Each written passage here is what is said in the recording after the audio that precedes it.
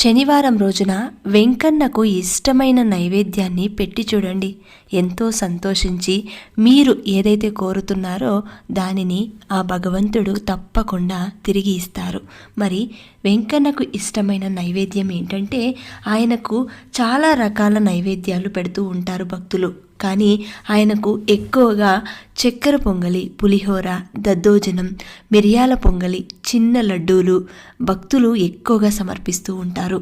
ఇంకా వారి శక్తి కొలది వడ, దోశ, జిలేబీ, పెద్ద లడ్డూలు, మురుకులు, పెద్ద పెద్ద వడలు ఇలాంటివి వారి శక్తి కొలది పెడుతూ ఉంటారు. కానీ భగవంతునికి ఎప్పుడూ కూడా భక్తితో, శ్రద్ధతో, నమ్మకంతో మీరు చేస్తున్న ఏ చిన్న పనైనా సరే ఆ భగవంతుడు స్వీకరిస్తారు. ఆఖరికి ఇన్ని నైవేద్యాలు పెట్టాలా అంటే తప్పనిసరి అయితే కాదు, చిన్న గ్లాస్లో పచ్చి పాలు పెట్టినా సరే స్వీకరిస్తారు.